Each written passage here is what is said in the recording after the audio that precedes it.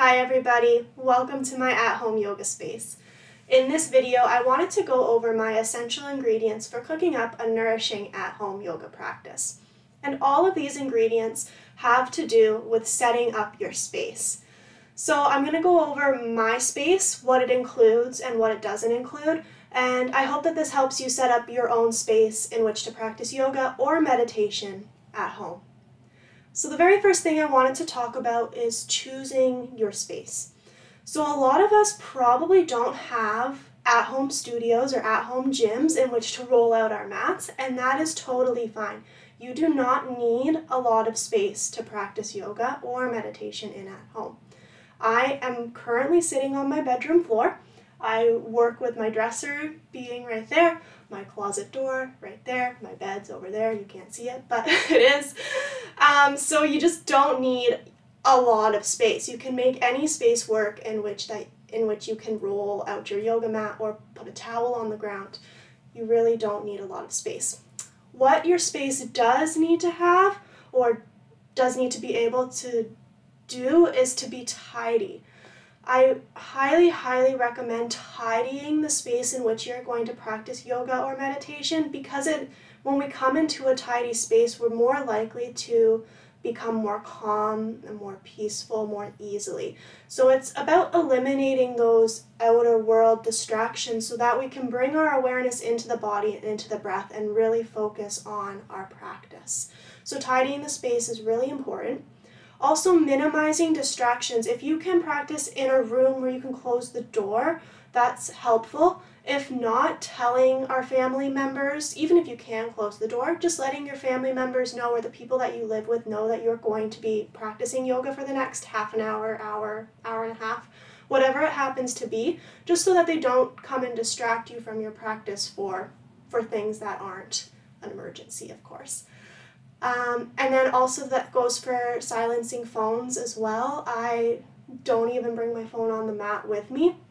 It's away on my desk, and I set it to do not disturb or airplane mode while I'm practicing so that I don't hear it buzzing or beeping, and again, don't have those distractions taking my attention away from the practice. We don't want to be thinking about our work emails or personal emails and to-do lists while we're trying to turn inwards and to practice focusing on our breath and on our bodies.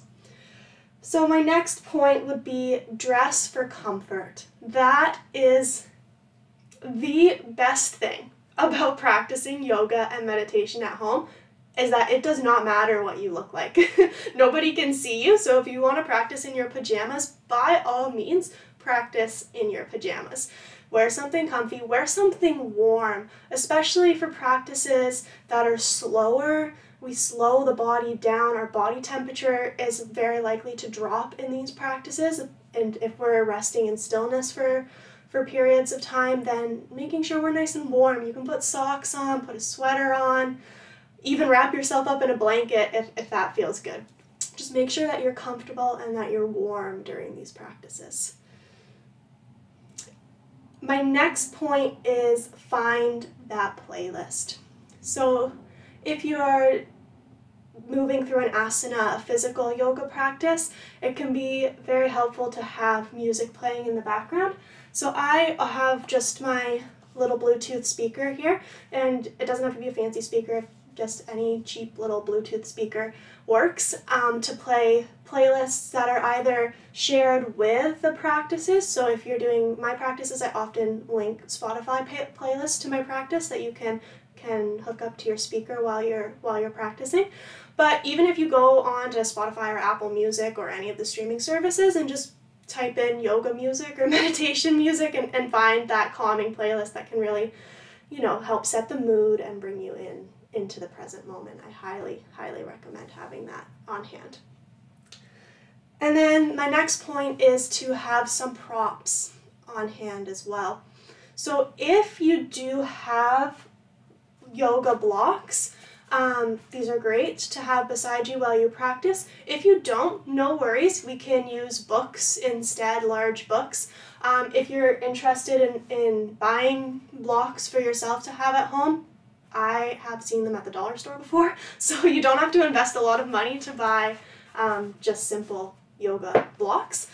But yeah, but books work just as well. So you can just use big books if you have those lying around. I talked about blankets, but I always have a blanket with me when I'm practicing, especially for those moments of stillness. It's just kind of nice to cocoon into a blanket. You can also use it for a cushion under the head when we're lying on the ground, or a cushion underneath of the feet or the knees. So definitely have just any blanket with you when you practice. And then the last prop that I have beside me is a bolster. So these are a little bit more of an investment if you want proper yoga bolsters, but you can use pillows off of your couch, or I often use the pillows off of my bed as bolsters, and they work just as well. So just making sure that you have any kind of props, blankets, blocks, or bolsters, pillows beside you that you might want for your practice before you begin, really, really helpful, and just having them set beside your mat so that you can reach them easily during your practice is really good as well. And then my last tip for setting up your yoga space is to make it sacred. So allow your practice and your space to be this cave of nourishing, calming peacefulness for yourself. So ways in which we can do that is dim the lights or turn the lights off. If you have just a lamp, you can turn the lamp on, or twinkle lights or something like this, just so the light isn't as bright. I always when I practice yoga or meditation, light a candle.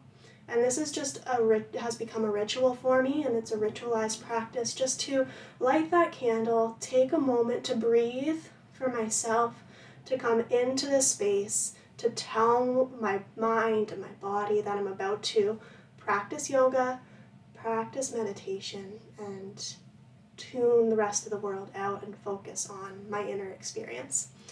I also like to have plants beside me. I think that makes the space really comforting and cozy for me, so that's another suggestion. And then the last thing I usually have beside me is a cup of warm tea or water, depending on the time of day. But definitely having some sort of nourishing drink beside you as you practice can be really, really helpful as well.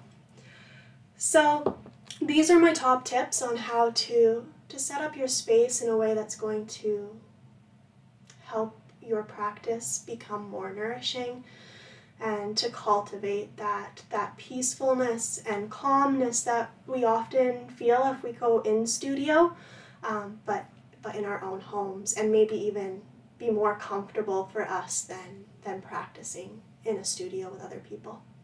So thank you for listening. I wish you the best of luck for setting up your own yoga space. Make it sacred. Make it a place of peace and calm. Thank you so much. I'll see you in the next video.